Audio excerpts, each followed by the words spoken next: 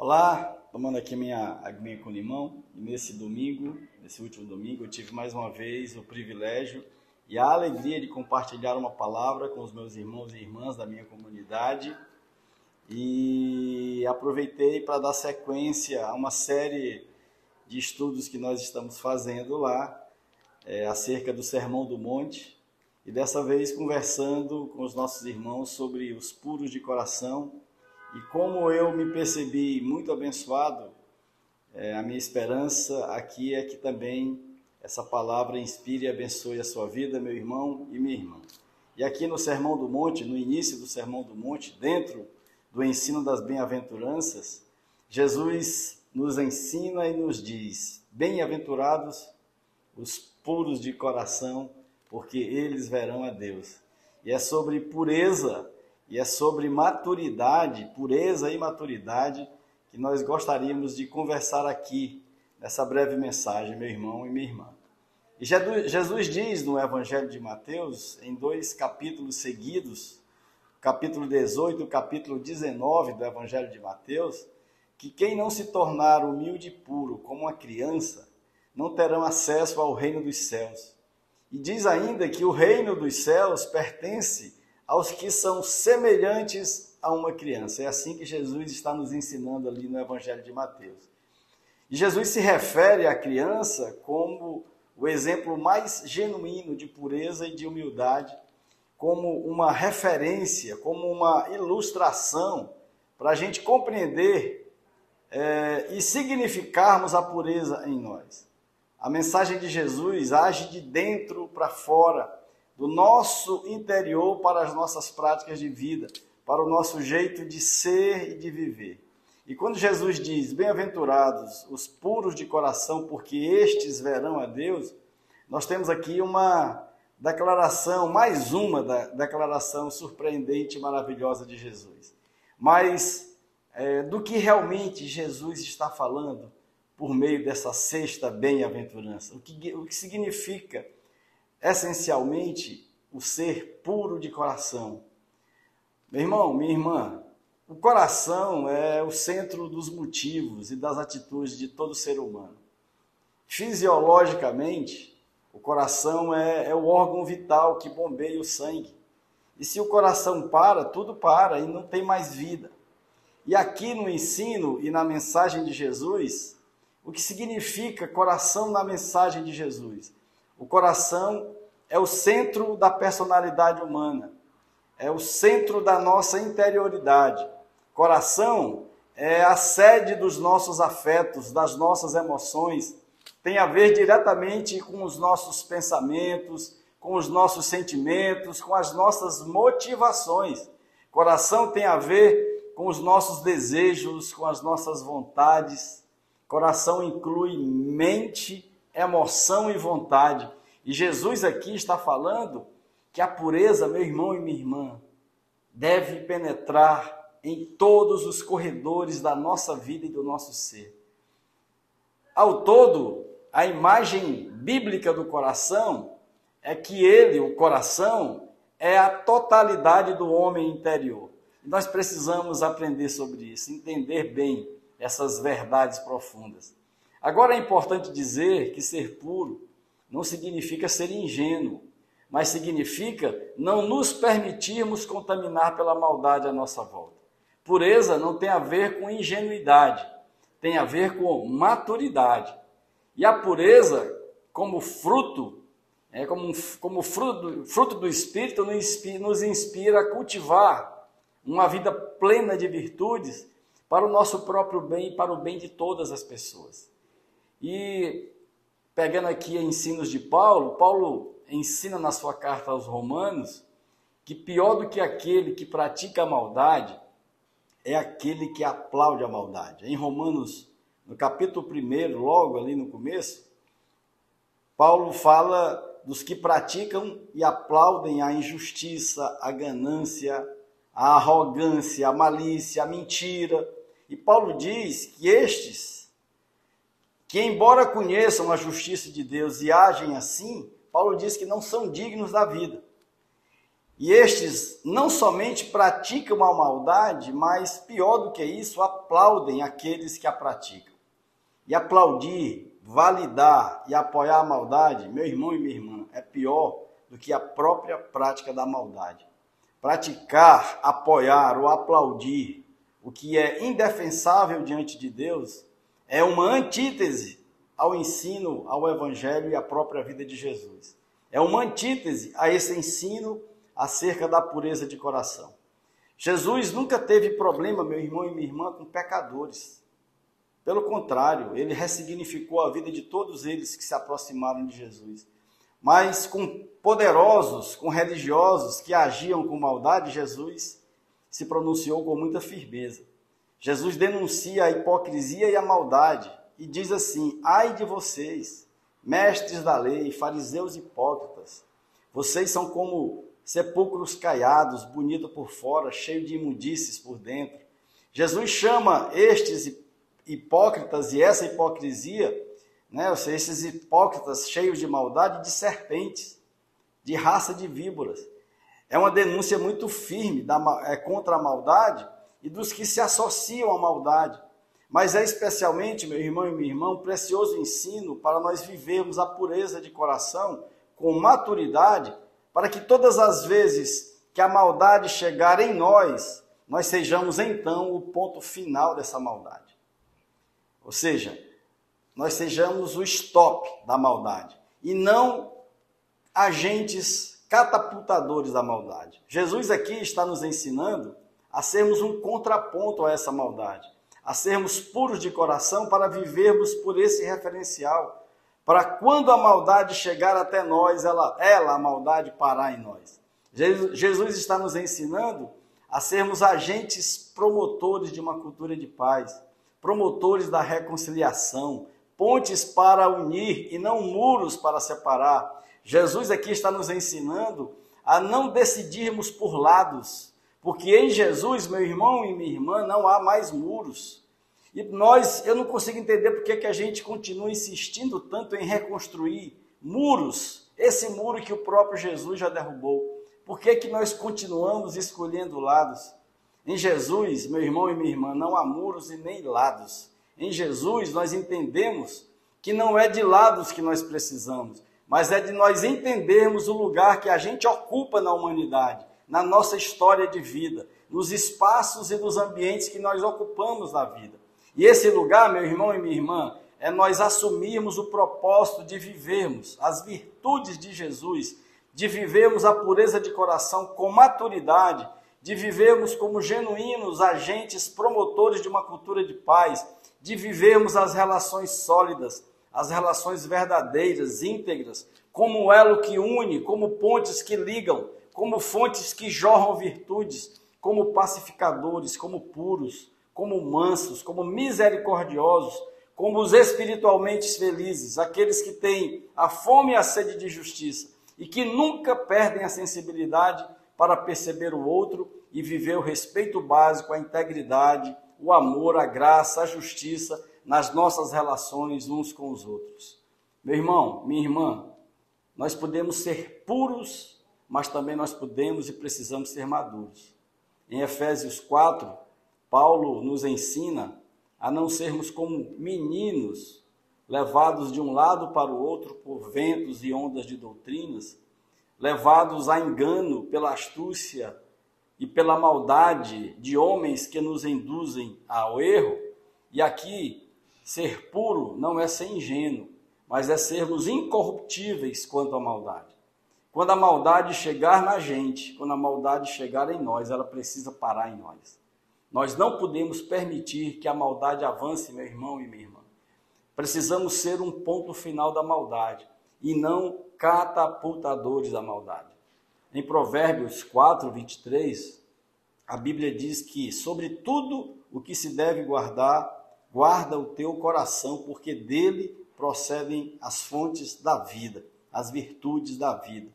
E nós não estamos falando aqui de perfeição, meu irmão e minha irmã.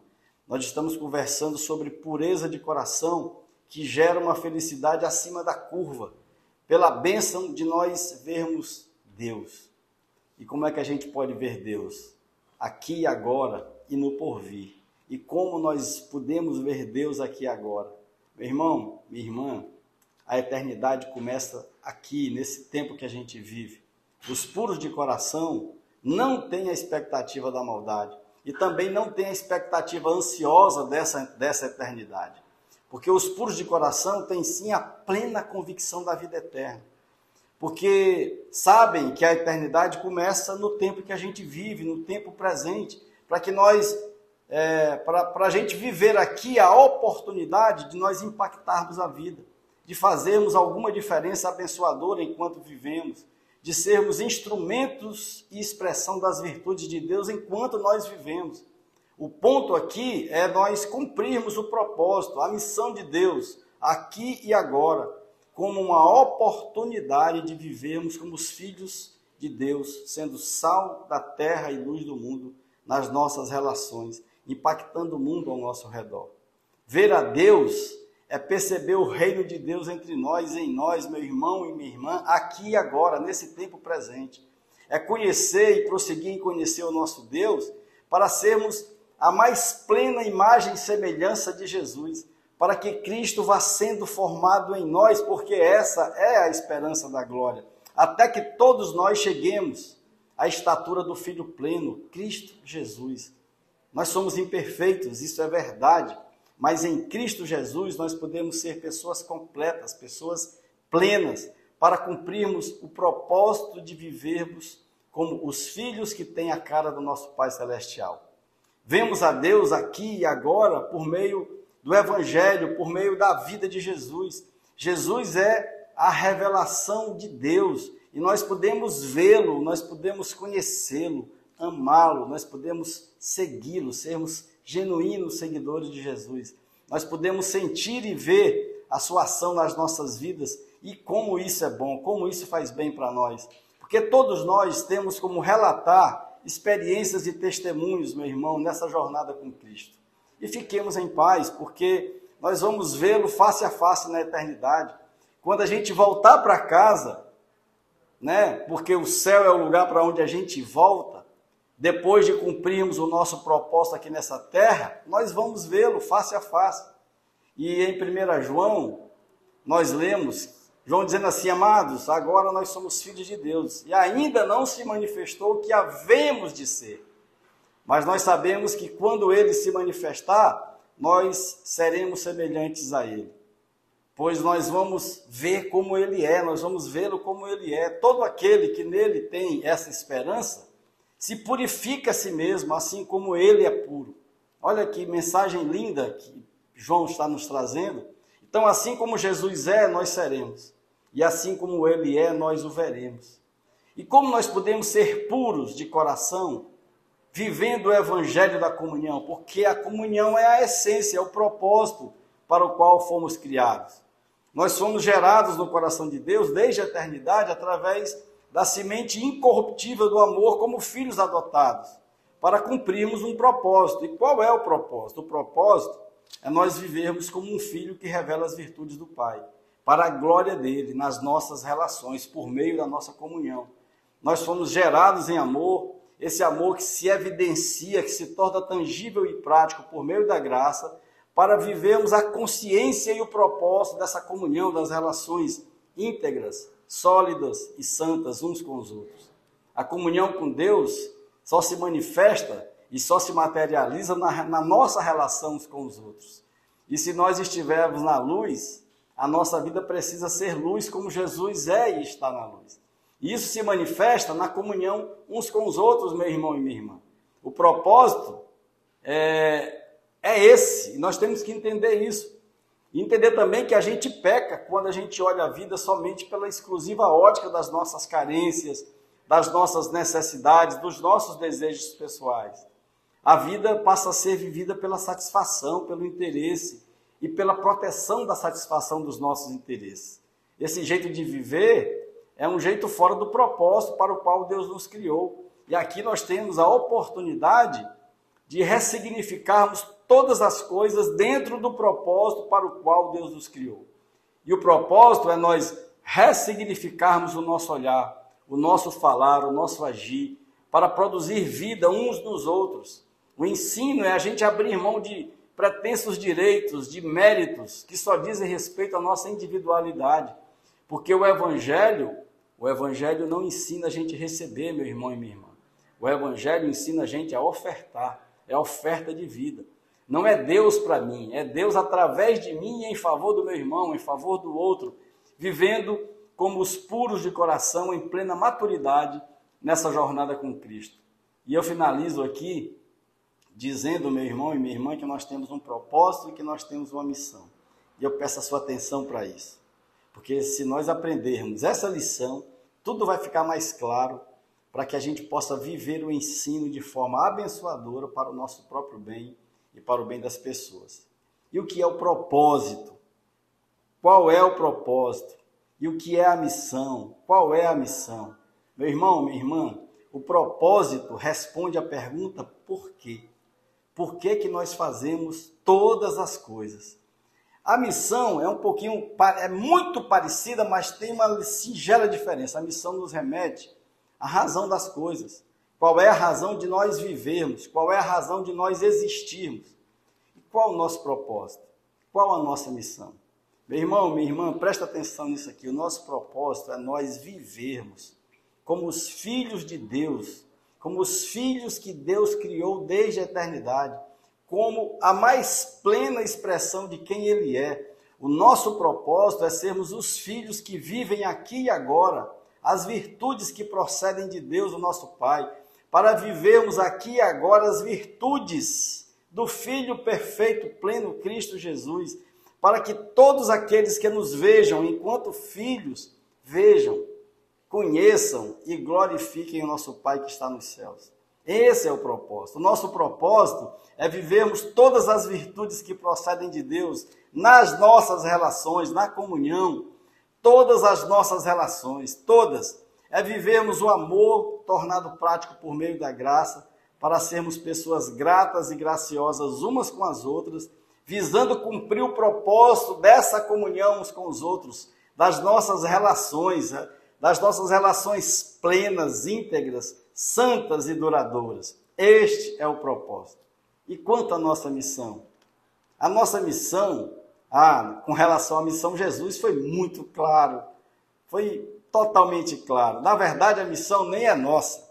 Meu irmão e minha irmã, a missão é de Deus. E nós somos os instrumentos, os agentes da missão de Deus. Aqueles que viverão a missão de Deus aqui nesse tempo. E qual é a missão de Deus?